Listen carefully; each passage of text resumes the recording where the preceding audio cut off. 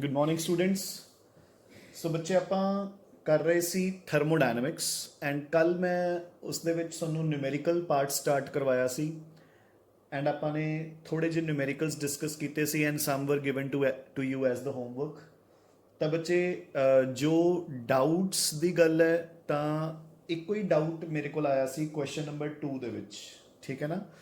ਤਾਂ ਪਹਿਲਾਂ ਆਪਾਂ ਕੁਐਸਚਨ ਨੰਬਰ 2 ਹੀ ਡਿਸਕਸ ਕਰਾਂਗੇ and it says calculate the work done. So ਆਪਾਂ ਨੇ W ਬੱਚੇ find out ਕਰਨਾ ਹੈ when 1.6 into 10 raises minus 2 kg of oxygen. So ਬੱਚੇ ਆਪਣੇ ਕੋਲ ਆਕਸੀਜਨ ਦਾ ਮਾਸ ਕਿੰਨਾ ਹੈਗਾ। So mass of oxygen ਆਪਾਂ ਇਹਨੂੰ small m ਲੈ ਲੈਂਦੇ ਆ। mass of oxygen given is 1.6 into 10 raises minus 2 kilograms. Grams ਦੇ ਵਿੱਚ ਕਿੰਨਾ ਹੋ ਜਾਏਗਾ ਇਹ, ਆਪਾਂ ਇਸ ਨੂੰ 10 ਰੇਜ਼ਸ 3 ਨਾਲ ਮਲਟੀਪਲਾਈ ਕਰ ਦਾਂਗੇ। ਸੋ ਇਹ ਦੋਨੋਂ ਕੱਟ ਕੇ ਆ ਗਿਆ 10, so this becomes 16 grams of oxygen. ਤਾਂ ਉਸ ਦੇ ਨੰਬਰ ਆਫ ਮੋਲਸ ਕਿੰਨੇ ਆ ਗਏ, given mass upon molar mass. So you have 0.5 moles of oxygen. Fine. So at 300 Kelvin, so temperature given is 300 Kelvin, are expanded isothermally and reversibly, so till the volume is doubled। ਤਾਂ ਬੱਚੇ ਜਿਹੜੀ volume ਹੈ ਅਗਰ V1 is V ਤਾਂ V2 ਹੋ ਚੁੱਕੀ ਹੈ 2V। Clear. So this is the scene. ਹੁਣ ਆਪਾਂ ਆਪਣਾ ਫਾਰਮੂਲਾ ਲਗਾਵਾਂਗੇ ਆਈਸੋਥਰਮਲ ਐਂਡ ਰਿਵਰਸਿਬਲ ਐਕਸਪੈਂਸ਼ਨ ਦਾ and the formula is W is equal to minus 2.303 nRT log of V2 by V1। ठीक है। So minus 2.303। हाँ जी बच्चे, n की वैल्यू कितनी है। सो जिन्हों ने पूछा सी डाउट, देखो n की वैल्यू 0.5, r मैं इत्थे पुट करूंगा 8.314 इंटू टेंपरेचर कितना है बच्चे 300 kelvin log of V2 by V1। V2 कितना गिवन है बच्चे 2V एंड V1 कितना गिवन है V। V ते V कट जाएंगे, log ऑफ 2 की वैल्यू आप पुट कर देंगे।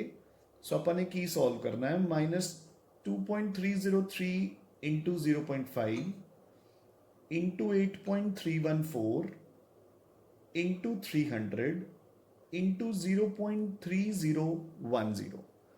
सो इस सारे नू मल्टीप्लाई करके अपने को जो आंसर आ जाएगा that will be your work done बच्चे, ठीक है ना।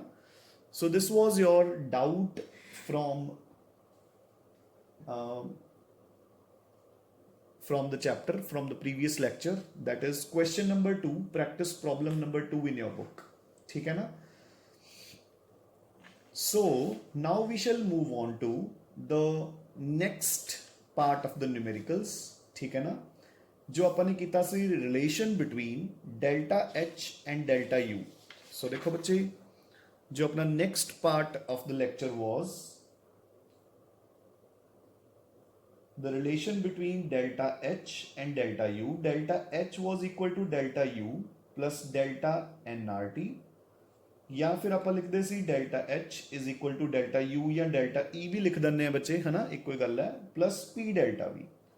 तो इन्होंने दोनों फॉर्मूलाज दे विचों किसी भी एक फॉर्मूला के ऊपर। So we'll do the question related to this formula, ठीक है। So come on to page number 6.12, ठीक है।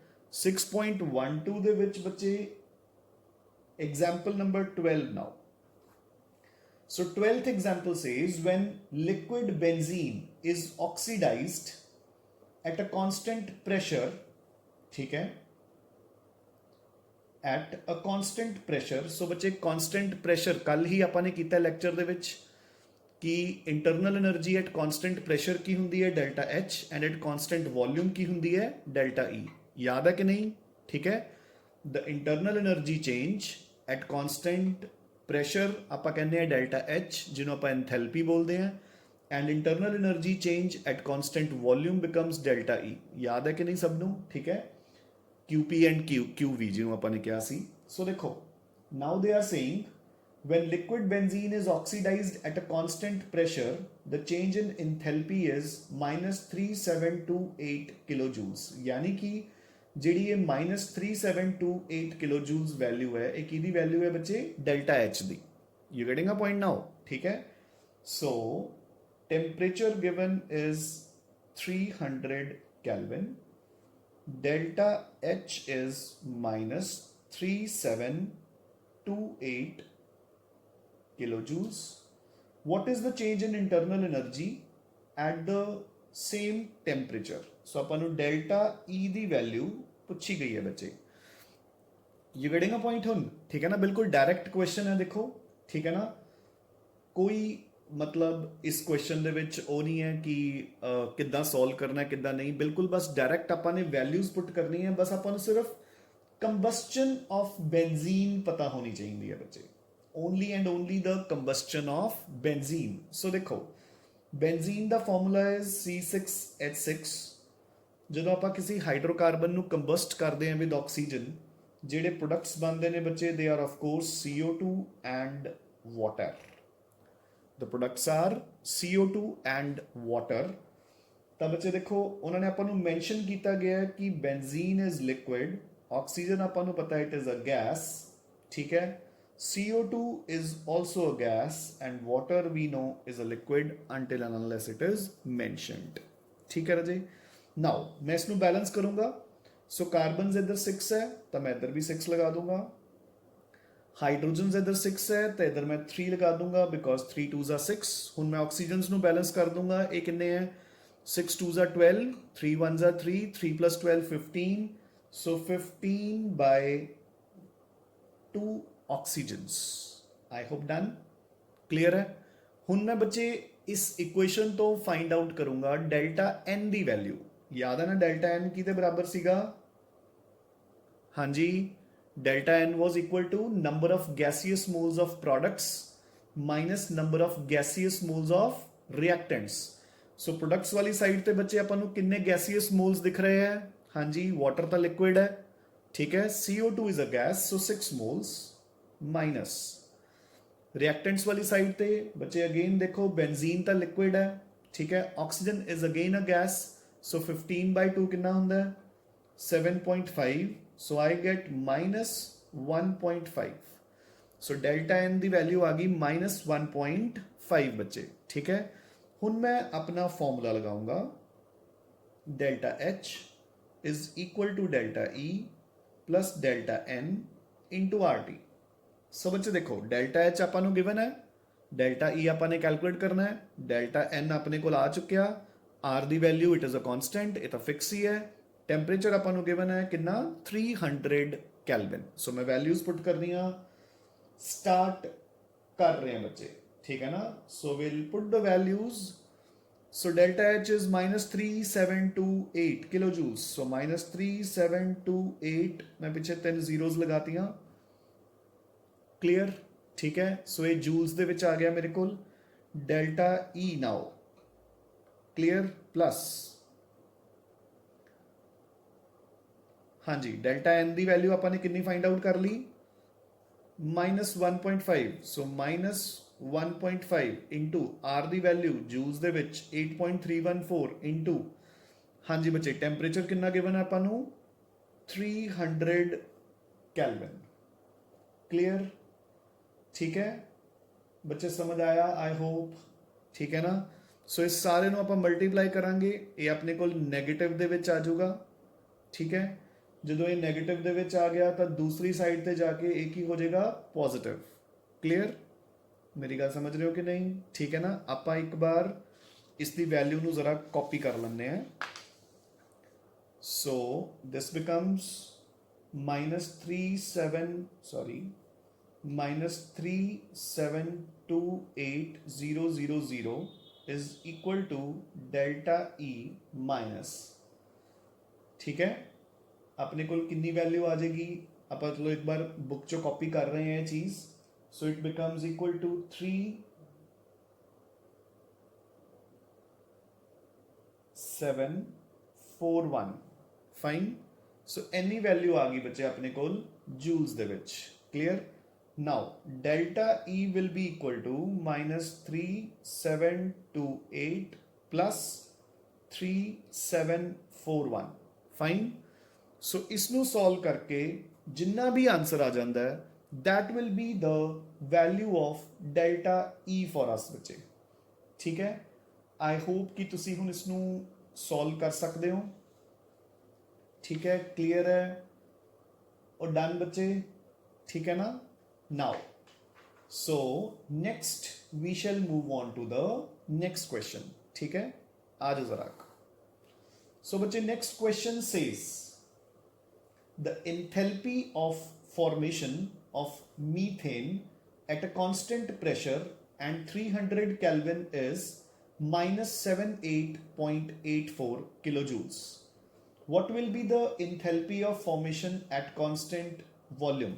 So बच्चे थोड़ा जा प्रायर है क्वेश्चन, क्योंकि ਆਪਾਂ ਨੂੰ ਹਲੇ ਆਪਾਂ ਨੇ ਇਹ ਚੀਜ਼ਾਂ ਕੀਤੀਆਂ ਨਹੀਂ ਕਿ ਇੰਥੈਲਪੀ ਆਫ ਫਾਰਮੇਸ਼ਨ ਕੀ ਹੁੰਦੀ ਹੈ। ਬੁੱਕਸ ਦੇ ਵਿੱਚੋਂ ਕੁਐਸਚਨ ਕਰਨ 'ਚ ਬਸ ਇਹੀ ਪ੍ਰੋਬਲਮ ਹੁੰਦੀ ਹੈ ਕਿ ਇਹ ਜੰਬਲਡ ਸਾਰੇ ਚੈਪਟਰ ਦੇ ਵਿੱਚੋਂ ਕੁਐਸਚਨਸ ਦੇ ਦਿੰਦੇ ਆ। ਠੀਕ ਹੈ ਨਾ, ਜਿਵੇਂ ਕਿ ਇਹਨਾਂ ਨੇ ਇੱਥੇ ਕਰ ਰੱਖਿਆ।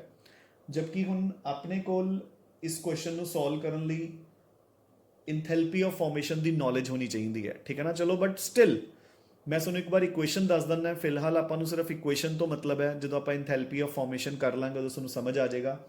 ਠੀਕ ਹੈ, ਸੋ ਇਹਨਾਂ ਨੇ ਕਿਹਾ ਇੰਥੈਲਪੀ ਆਫ ਫਾਰਮੇਸ਼ਨ ਆਫ ਮੀਥੇਨ। ਇਸ ਦੀ ਇਕੁਏਸ਼ਨ ਕੀ ਆਏਗੀ ਕਿ ਦੇਖੋ ਬੱਚੇ ਦਿਸ ਇਜ਼ ਮੀਥੇਨ। ਠੀਕ ਹੈ, गैस एक कितना फॉर्म हो रहा है 1 carbon plus 2H2। Carbon is a solid and hydrogen is a gas. ठीक है, तो कह रहे हैं कि the enthalpy of formation of methane at constant pressure and 300 kelvin. So temperature given is 300 kelvin and again देखो इन्होंने क्या एट कांस्टेंट प्रेशर, यानी कि डेल्टा एच की वैल्यू आपको गिवन है। So delta H is equal to -78.84 kilo joules बच्चे। ठीक है, सो आपको डेल्टा एच की वैल्यू उन्होंने दे दी। Clear I hope. ठीक है, डन। नाउ सो आपको पूछा कि गया डेल्टा ई की वैल्यू। ठीक है ना, देखो की कह रहे हो what will be the enthalpy of formation at constant volume. So constant volume ते की हुंदी है डेल्टा ई। सो अपन ने डेल्टा ई फाइंड आउट करनी है। Again I need delta H delta N for this. Delta N कितना है लेफ्ट साइड ते सॉरी राइट साइड ते प्रोडक्ट्स वाली साइड ते अपने कोल गैसियस मोल्स कितने हैं जस्ट 1। रिएक्टेंट्स वाली साइड ते 2। ठीक है, so 1 - 2 is equal to -1। Fine, so हूँ मैं अपना फॉर्मूला लगाऊंगा delta H is equal to delta E plus delta N R T. So again मैं डेल्टा एच की वैल्यू पुट करूंगा -78.840 इन जूल्स। डेल्टा ई अपन ने फाइंड आउट करना है प्लस, हाँ जी बच्चे, delta N is -1 into R is 8.314 into temperature is 300। So इस क्वेश्चन ਨੂੰ ਸੋਲਵ ਕਰਕੇ इस इक्वेशन ਨੂੰ सॉल्व करके मेरे को डेल्टा ई की वैल्यू फाइंड आउट हो जाएगी। ठीक है, I hope this is well and fine बच्चे। ठीक है, आप ईजिली सॉल्व कर सकते हैं इस क्वेश्चन ਨੂੰ। क्लियर। ठीक है, so this is how we need to solve the questions related to delta H plus delta E plus sorry delta H is equal to delta E plus delta N R T. Fine, हुण आप next example ते move करते हैं। Come on to example number 15 बच्चे। So बच्चे the example number 15 now says, so जरा गौर नाल देखो एग्जाम्पल नंबर 15 बच्चे। It says 1 gram of graphite. So upon small m की value 1 gram graphite. Graphite is basically की हुंदा बच्चे कार्बन, है ना।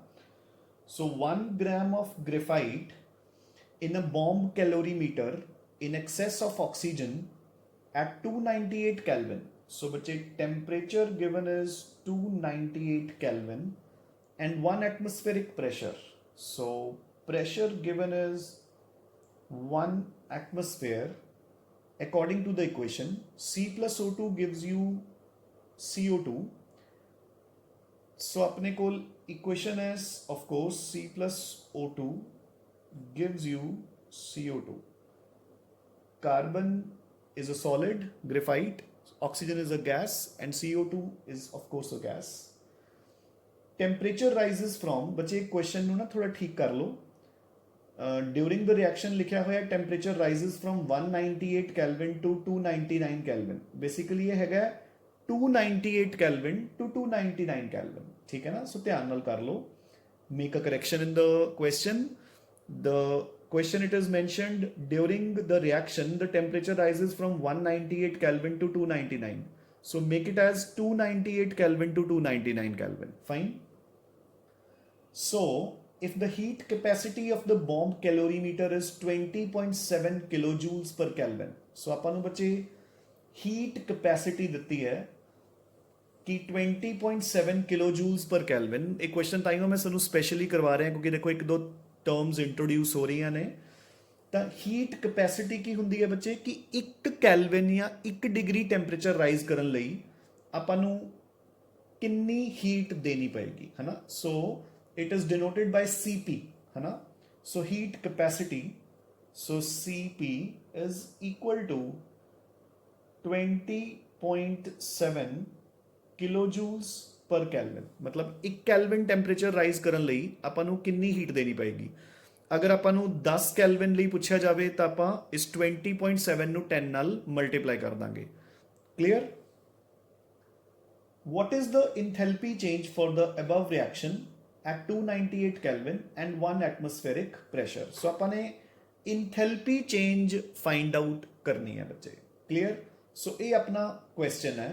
So अपन ने हुन देख लिया कि temperature rise कर रहे हैं 298 Kelvin तो 299 Kelvin, यानी कि temperature change कितना आ रहा है. Delta T is equal to 1 Kelvin है ना, क्योंकि 299 माइनस 298. ठीक है. अगर सपोज इन्हों का क्वेश्चन सही होंदा तो आप 298 की जगह ते पुट कर दे 198, फिर अपना मतलब डेल्टा टी कितना आ जाता 101 Kelvin. ठीक है ना. सो देखो बच्चे हुण उन्होंने अपने राइजिंग टैंपरेचर कैलकुलेट कर लिया तो आपां पता है. सो हुण आपां कढांगे कि कितनी एनर्जी रिलीज हुई है या कितनी एनर्जी एब्जॉर्ब की है कैलोरीमीटर ने. देखो ना बच्चे क्वेश्चन च गल की हो रही है कि अपने पास रिएक्शन हो रही है कैलोरीमीटर च C plus O2 gives you CO2. Fine. इस एक कंबस्टन रिएक्शन है तो ये दौरान हीट रिलीज होएगी. वो जी हीट रिलीज होएगी वो कैलोरीमीटर अपना एब्जॉर्ब कर लेगा. कैलोरीमीटर है ना उसको एब्जॉर्ब कर लूगा. सो हुण देखो यानी कि अपने को टोटल हीट कितनी रिलीज हो रही है. सो total heat being released. So total heat बच्चे कितनी रिलीज हो रही है. आपां नूं पता है कि अगर 1 Kelvin राइज करेगा तो 20.7 ते राइज कितना कर रहे हैं 1 Kelvin. ठीक है ना. सो सेम यानी कि Cp इंटू डेल्टा टी यानी कि 20.7 into 1. So 20.7 kilojoules of heat release हो रही है. क्लियर. देखो अगर आप इन्होंने क्वेश्चन के अकॉर्डिंग चलते इन्होंने लिखा 198 Kelvin to 299 Kelvin, फिर आप इतने मल्टीप्लाई करते Cp इंटू 101. मेरी गल समझ गए ना. फिर अपने को उन्नी हीट रिलीज होनी सी. सो हुण देखो बच्चे ध्यान नाल हुण आपां उन्होंने पूछा इंथैल्पी चेंज तो आपां नूं पता है कि इंथैल्पी किन्ने लई हुंदी है 1 मोल लई. जे इन्हां नूं नहीं भी पता वो भी अज की डेट सुन लो कि इंथैल्पी चेंज की होंगी है बच्चे. Enthalpy in chemistry stands for 1 मोल. ठीक है ना. कोई भी सब्सटेंस अगर 1 मोल इवेपोरेट हो रहा है तो that is enthalpy of evaporation. अगर वो फ्रीज हो रहा है तो 1 मोल ऑफ फ्रीजिंग मतलब enthalpy of freezing, enthalpy of condensation and so on. हुण देखो आपां नूं इंथैल्पी चेंज पूछ रहे हैं. सो इंथैल्पी चेंज. सो जी आ हीट रिलीज हुई है 20.7 kilojoules. एक किन्ने ग्राम ने रिलीज की है 1 ग्राम कार्बन ने. तो इंथैल्पी इज फॉर 1 मोल तो कार्बन का 1 मोल वो किन्ने ग्राम्स के बराबर होंगे 12 ग्राम्स के बराबर. So we'll write it as 20.7 into 12 is equal to, so मेरे को किन्ने आ जाऊगा, आप आंसर एक बार बुक चो कॉपी कर लेने हैं. So it will be 248.4 kilojoules per mole. ਇਹਦੇ ਅੱਗੇ ਜਿਹੜਾ ਸਾਈਨ ਆਊਗਾ ਉਹ ਨੈਗੇਟਿਵ ਆਊਗਾ, ਕਿਉਂਕਿ ਆਪਾਂ ਨੂੰ ਪਤਾ ਹੈ ਕਿ ਜਦੋਂ ਕੋਈ ਚੀਜ਼ ਮੱਚਦੀ ਹੈ ਉਹਦੇ ਵਿੱਚੋਂ ਹੀਟ ਰਿਲੀਜ਼ ਹੁੰਦੀ ਹੈ. It is always exothermic. ਠੀਕ ਹੈ ਨਾ. So this is about this question. ਠੀਕ ਹੈ ਬੱਚੇ. ਤਾਂ ਹੁਣ ਆਪਾਂ ਅੱਗੇ ਤੋਂ ਵੀ ਇਦਾਂ ਹੀ ਕਰਾਂਗੇ, ਮਤਲਬ ਕਿਉਂਕਿ ਕਲਾਸ ਆਫਲਾਈਨ ਵੀ ਸਟਾਰਟ ਹੋ ਚੁੱਕੀ ਹੈ. ਠੀਕ ਹੈ ਨਾ. ਤਾਂ what we are going to do is ਕਿ ਜਿਹੜਾ ਵੀ ਤੁਹਾਨੂੰ ਕੁਐਸਚਨਸ ਦੇ ਵਿੱਚ ਡਾਊਟਸ ਆਇਆ ਕਰਨਗੇ ਬੱਚੇ, ਉਹ ਡਾਊਟਸ ਆਪਾਂ ਮਤਲਬ ਲੈਕਚਰ ਸਟਾਰਟਿੰਗ ਦੇ ਵਿੱਚ ਹੀ ਸੋਲਵ ਕਰਦਿਆ ਕਰਾਂਗੇ. ਠੀਕ ਹੈ ਨਾ. ਕਿਉਂਕਿ ਆਫਲਾਈਨ ਕਲਾਸਿਸ ਦੇ ਵਿੱਚ ਵੀ next day starting of the lecture solve ਹੁੰਦਾ ਹੈ, ਤਾਂ same we'll follow with the online. Fine. ਠੀਕ ਹੈ. ਸੋ ਅੱਜ ਆਪਾਂ ਲੈਕਚਰ ਨੂੰ ਇੱਥੇ ਹੀ ਸ਼ਾਰਟ ਐਂਡ ਪ੍ਰਿਸਾਈਜ਼ ਰੱਖਾਂਗੇ. ਜੋ ਪ੍ਰੈਕਟਿਸ ਪ੍ਰੋਬਲਮਸ ਹੈ 9 to 13 ਉਹ ਤੁਸੀਂ ਖੁਦ ਪ੍ਰੈਕਟਿਸ ਕਰਨੀ ਹੈ. ਇਨ ਕੇਸ ਐਨੀ ਡਾਊਟ ਅਰਾਈਜ਼ਸ ਤਾਂ ਪਹਿਲਾਂ ਤੁਸੀਂ ਬੁੱਕ ਨੂੰ ਵੀ ਰੈਫਰ ਕਰ ਸਕਦੇ ਹੋ, and otherwise it will be dealt in the class. Fine ਬੱਚੇ. ਸੋ ਇੱਥੋਂ ਤੱਕ ਤੁਸੀਂ ਇੱਕ ਵਾਰ ਕਰ ਲਓ. Keep studying, keep revising and take very good care of your health. Thanks a lot ਬੱਚੇ.